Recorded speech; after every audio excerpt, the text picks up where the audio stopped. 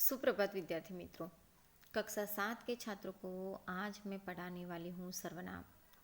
सर्वनाम यानी प्रोनाउन। जब हम बार बार एक व्यक्ति का नाम नहीं लेते या बार बार उस व्यक्ति के नाम से उसको नहीं पुकारा जाता, तब प्रोनाउन यानी सर्वनाम का प्रयोग करते हैं। जैसे कि मेरा, उन्होंने, वहाँ, मैं, वह, हमें, तुम, मुझे, मैंने, उसे आदि। तो आइए देखते हैं सर्वनाम। सर्वनाम में हमें यहाँ पे एक गद्यांश दिया है।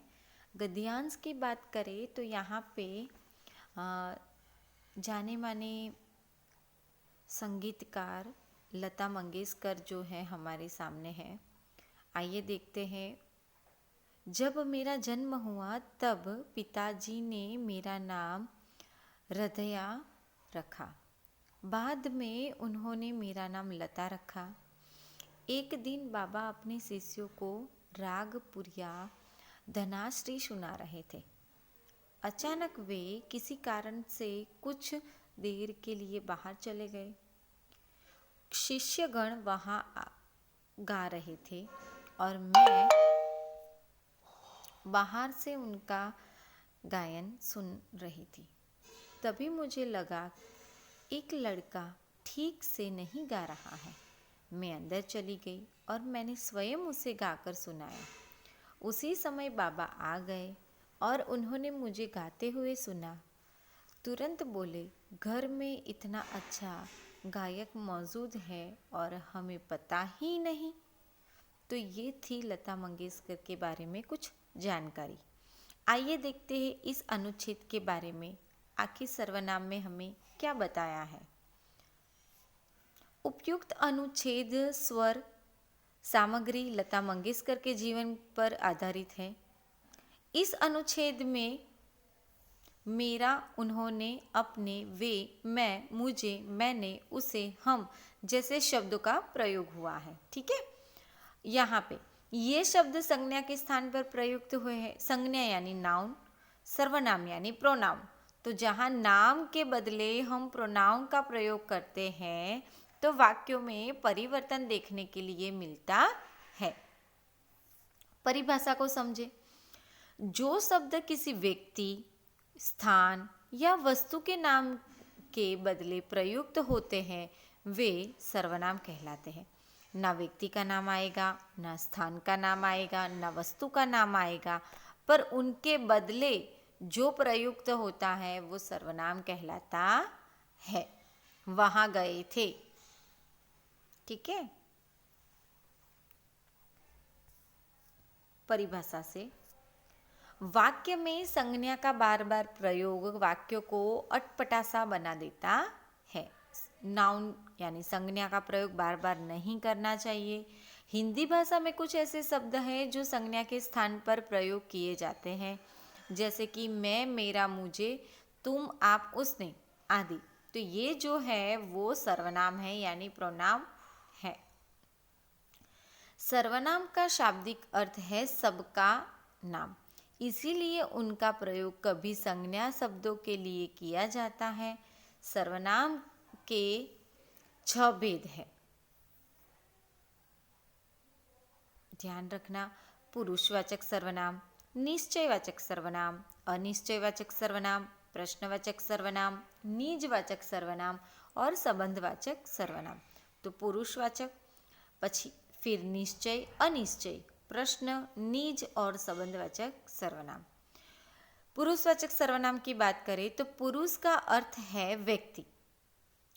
बोलने वाला जिन सर्वनाम शब्दों का प्रयोग अपने लिए, सुनने वाले के लिए और अन्य के लिए करता है वो पुरुषवाचक सर्वनाम कहते हैं। कक्षा 6 में हमने देखा था प्रथम पुरुष, द्वितीय यानी दूसरा पुरुष और अन्य पुरुष यानी प्रथम, फिर मध्यम और अन्य पुरुष के बारे में हमने जाना था। आइए यहाँ पर देखते हैं। मैं, मेरा, मुझे, हम बोलने वाले व्यक्ति है। तू, तेरा, तुझे, तुम सुनने वाला व्यक्ति है। और वो दोनों जो बात कर रहे हैं वो तीसरा व्यक्ति, यानी वह, वे, उसका, उसे। जिस व्यक्ति के बारे में बात हो रही है वो अन्य पुरुष कहलाता है, यानी उत्तम पुरुष, मध्यम पुरुष और अन्य पुरुष। प्रथम, द्वितीय और तृतीय, तृतीय नहीं पर अन्य पुरुष।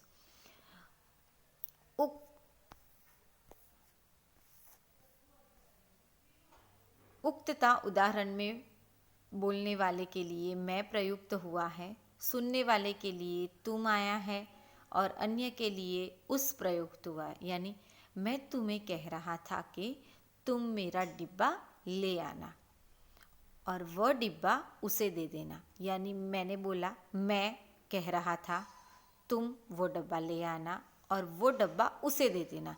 तो मैंने एक ही व्यक्ति मैं हूँ, लेकिन मैंने आपसे बात भी की, आपसे चीज़ भी मंगवाई और तीसरे व्यक्ति को वो चीज़ देने के लिए भी कहा। उस तरीके से इस प्रकार पुरुषवाचक सर्वनाम के 3 भेद हैं।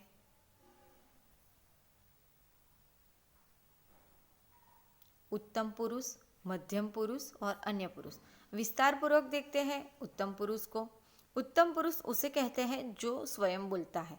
जिन सर्वनाम शब्दों का प्रयोग बोलने वाले व्यक्ति के नाम से, यानी कि मैं, मेरा, मुझे, हम, मेरा है, मैं, मुझे चाहिए, हम सब है, हम, स्थान पर करता है, उन्हें उत्तम पुरुष सर्वनाम कहते हैं। जैसे मैं 7वीं कक्षा में पढ़ता हूँ, हिंदी मेरा प्रिय विषय है, मुझे फुटबॉल खेलना अच्छा लगता है, वंदे मातरम हमारा राष्ट्रीय गीत है। उपयुक्त वाक्यों में मैं, मुझे, मेरा, हमारा जैसे शब्द आए हैं। ये शब्द संज्ञा के स्थान पर प्रयुक्त हुए हैं। ये शब्द वक्ता अर्थात बोलने वाले व्यक्ति के लिए प्रयुक्त हुए हैं। ये उत्तम पुरुष सर्वनाम है। उसी के आधार पर हमें देखें दूसरा पुरुष यानी मध्यम पुरुष। मध्यम पुरुष की बात करें तो बोलने वाले जिससे बात करता है उसके नाम के स्थान पर तू कैसा है, तेरा नाम क्या है, तुझे क्या चाहिए, आप कैसे हो सर्वनाम शब्दों का प्रयोग होता है। उन्हें मध्यम पुरुष सर्वनाम कहते हैं। जैसे कि तू बहुत भोला है, तुम कहाँ रहते हो, तुम्हारा क्या खो गया, आप यहाँ बैठिए। तुम, तू, तुम, तुम्हारा, आप जैसे शब्द आए। ये शब्द श्रोता अर्थात सुनने वाले के स्थान पर प्रयुक्त हुआ। वक्ता यानी बोलने वाला, श्रोता यानी सुनने वाला। ठीक है, ये शब्द वक्ता द्वारा श्रोता के लिए कहे गए हैं, अतः मध्यम पुरुष सर्वनाम है। उसी के आधार पर हम देखें तो जानने की बातें, तू का प्रयोग अपने से छोटे के लिए, तुम का प्रयोग अपने बराबर वालों के लिए, आप का प्रयोग अपने से बड़ों के लिए किया जाता है। छोटे बच्चों के लिए तुम, बराबरी वालों के लिए तुम, अरे तू, तुम, और हमारे से भी बड़े हो तो आप। आजकल सभ्य समाज में आप शब्द का प्रयोग छोटे और बराबर वालों के लिए भी किया जाता है। आप कैसे हो, आप सभी को आना चाहिए। अन्य पुरुष सर्वनाम की बात करें तो बोलने वाले व्यक्ति अपने सामने बैठे व्यक्ति इसे किसी तीसरे या अन्य व्यक्ति के लिए जिन सर्वनाम शब्दों का प्रयोग करता है उन्हें अन्य पुरुषवाचक सर्वनाम कहते हैं। वह अच्छा गायक है, हाँ, उन्हें सभी विषयों की जानकारी है, वे गणित विषय पढ़ाते हैं, उन्हें रक्तदान किया है। तो जब हम दो पड़ोसी आपस में बात कर रहे हैं तीसरे पड़ोसी की, तो हम उसके बारे में बात कर रहे हैं तो अच्छी बातें भी आएगी, थोड़ी बहुत खट्टी मीठी बातें भी आएगी। तो उपयुक्त वाक्यों में वह, वे, उन्हें, उन्होंने जैसे शब्द आए हैं।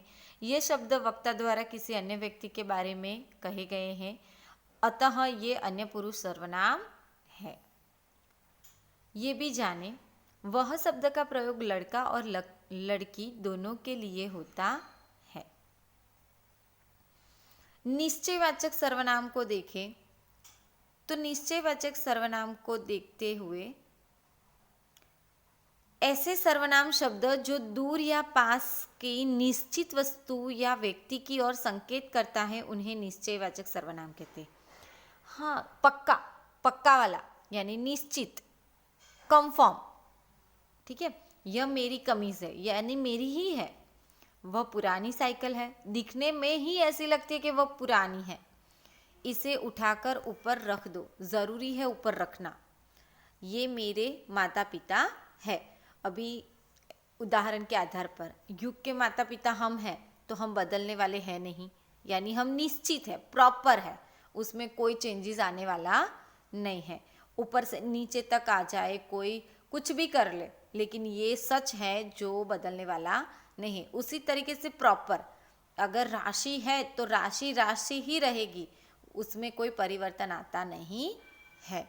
बड़ी होना वो परिवर्तन है, लेकिन उसका नाम नहीं बदलने वाला, प्रॉपर उसका नाम उसके पेरेंट्स ने रख दिया है। उसी तरीके से हमारा पाठशाला, हमारी स्कूल जहाँ स्थायी रूप से वहाँ पे है तो वो जगह वही रहने वाली है। ठीक है, अभी चेंज होने वाला नहीं है। तो जो चीज़ चेंज नहीं होती, जिसका निश्चित रूप होता है, उसे कहते हैं निश्चयवाचक सर्वनाम। उपयुक्त वाक्यों में यह, इसे, वह और वे शब्द आए हैं। यह शब्द से किसी वस्तु अर्थात कमीज की ओर इशारा हो रहा है। इसे और वह शब्द से वस्तु की ओर इशारा हो रहा है। वे शब्द से किसी व्यक्ति की ओर संकेत है। ये शब्द एक निश्चित व्यक्ति, वस्तु और स्थान को दर्शा रहा है। वाक्य में प्रयुक्त शब्दों से निश्चित व्यक्ति, निश्चित वस्तु, निश्चित स्थान की ओर संकेत किया गया। अहमदाबाद को मैं कितना भी बदलना चाहूँ, अहमदाबाद को मैं मुंबई बोलूँ, लेकिन वो होगा नहीं। कोई मुझे पागल कहेगा। अहमदाबाद को अहमदाबाद ही कहेंगे, मुंबई को मुंबई ही कहेंगे, हिम्मतनगर को हिम्मतनगर ही कहेंगे। नो डाउट हमारे आस पड़ोस वाले गांव के लोग कहते अमनगर जऊ छे, पर कहा जाता है तो हिम्मतनगर ही कहा जाएगा। वह तथा वे शब्द का प्रयोग निश्चयवाचक तथा पुरुषवाचक दोनों सर्वनाम में किया जाता है। वह और वे, ये जो प्रयुक्त होने वाले शब्द जो है वो निश्चय में वाचक सर्वनाम में भी आएगा और पुरुषवाचक सर्वनाम में भी आएगा। एक और देख लेते अनिश्चयवाचक।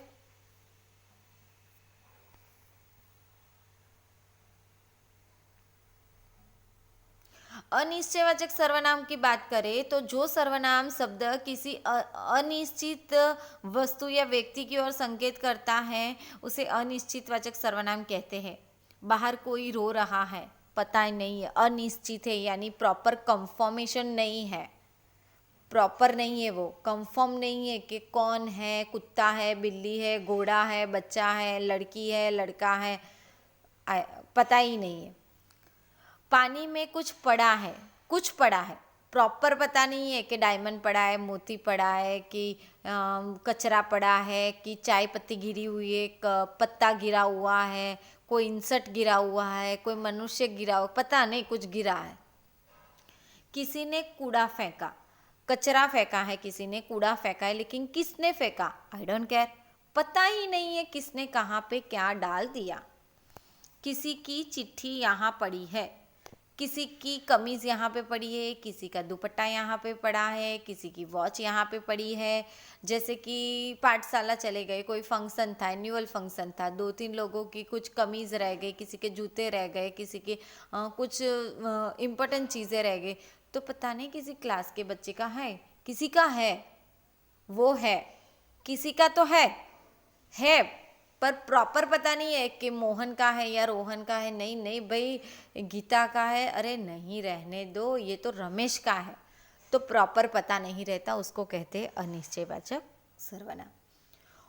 उपयुक्त वाक्यों में कोई, कुछ, किसी ने और किसी की जैसे शब्द आए हैं। ये शब्द किसी अनिश्चित व्यक्ति, वस्तु और स्थान को दर्शाते हैं। इससे किसी निश्चित वस्तु या प्राणी का पता नहीं चल पा रहा है, प्रॉपर नहीं है। बड़े ठंड के मौसम है, दोपहर में भरी नींद में सोए हुए, कोई दरवाज़ा बार बार खटा रहा है, अरे कौन है भाई, कौन है, बार बार अंदर से आवाज़ भी जा रही है बाहर, लेकिन प्रॉपर बाहर से कोई बोल नहीं रहा। कोई है, कुरियर वाला भी हो सकता है, दूध वाला, चाय वाला भी हो सकता है, सब्जी वाला भी हो सकता है, कोई भी हो सकता है।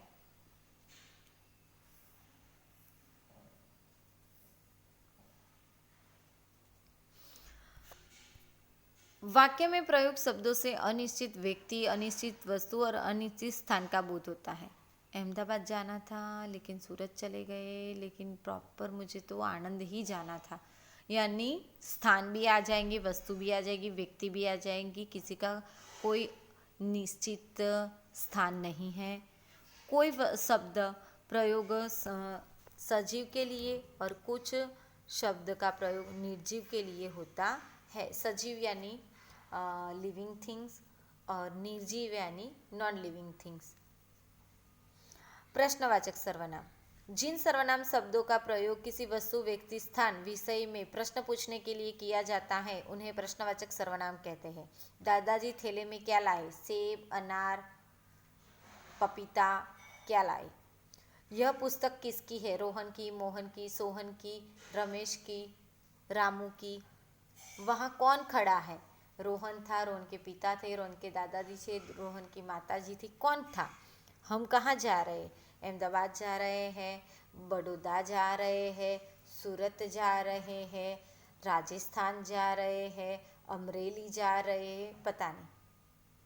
उपयुक्त वाक्यों में क्या, कौन, किसकी, कहाँ जैसे शब्द आए हैं उसे कहते हैं प्रश्नवाचक सर्वनाम।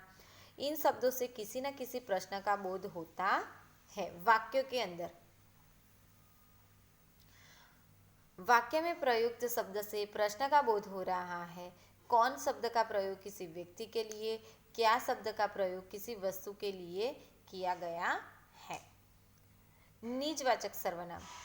स्वयं अर्थ को प्रकट करने वाले सर्वनाम को निज सर्वनाम कहते हैं। जैसे कि हमें अपना काम खुद करना चाहिए। जब मैं अपने बारे में बात करूंगी, खुद के बारे में, आप लोगों के बारे में नहीं, मैं शीतल, मैं अपने बारे में जब बात करती हूँ तब निजवाचक सर्वनाम का प्रयोग करती हूँ। मैं अपना काम खुद करूँगी, तुम छोड़ दो, मैं स्वयं कर लूँगा, वे अपने आप लौट आएंगे या मैं अपने आप लौट चलूँगी, राधा अपने आप ही खाना खाएगी, मैं अपना खाना खुद ही खाती हूँ, मैं अपने काम भी खुद ही करती हूँ, मैं बर्तन भी खुद ही धोती हूँ, वगैरह। उपयुक्त वाक्यों में खुद, स्वयं, अपने आप जैसे शब्द आए हैं।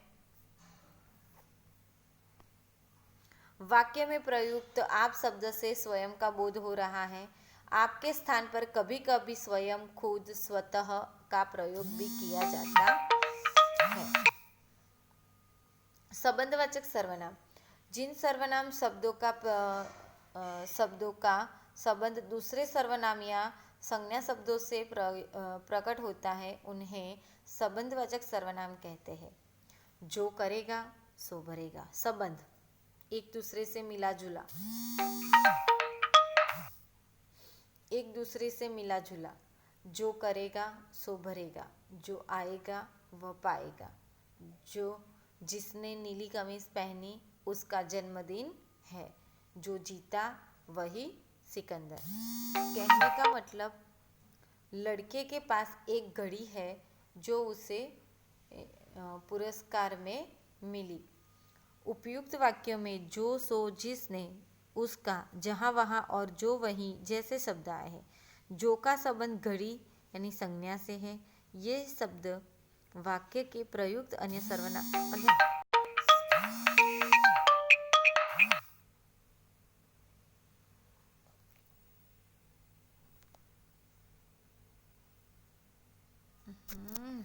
एका फोन वाળાનો ત્રાસ છે।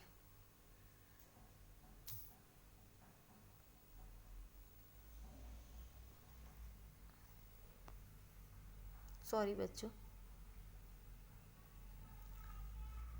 जो, सो, जिसने, जिसका, वहाँ वहाँ, जो वही जैसे शब्द आए हैं। जो का संबंध घड़ी यानी संज्ञा से है।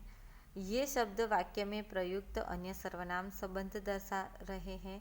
इनके प्रयोग के बिना वाक्य अधूरा लगता है।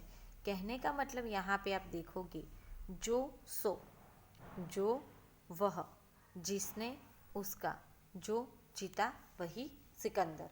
कहने का मतलब एक दूसरे के साथ जब संबंध दर्शाने वाले वाक्यों का शब्दों का प्रयोग होता है तब उसे संबंधवाचक सर्वनाम कहते हैं। ये भी जाने, सर्वनाम शब्दों के साथ परस्वक मिलकर लिखे जाते, जैसे कि मैंने उसको, यानी मैं दिया हो और उसके साथ ने दिया है तो इसको गिना जाएगा और वो संबंधवाचक सर्वनाम में ही आएगा। उसी तरीके से उसको आदर प्रकट करने के लिए जिन एकवचन संज्ञाओं को बहुवचन की तरह प्रयोग में लाया जाता है उनके लिए आने वाले सर्वनाम भी बहुवचन में आते हैं। जैसे कि आदर प्रकट करने वाले एकवचन संज्ञाओं बहुवचन की ओर प्रयोग में लाए जाते हैं, उनके लिए आने वाले सर्वनाम भी बहुवचन आते हैं। आपका प्रयोग दो रूप में होता है, निजवाचक मध्य पुरुष के रूप में आप शब्द का प्रयोग किया जाता है। मध्यम पुरुष के आप का अर्थ है और निजवाचक में आपका अर्थ है स्वयं। जैसे कि यहाँ पे आप देख सकते हो स्वयं। अभ्यास कार्य के बारे में हम बाद में चर्चा करेंगे।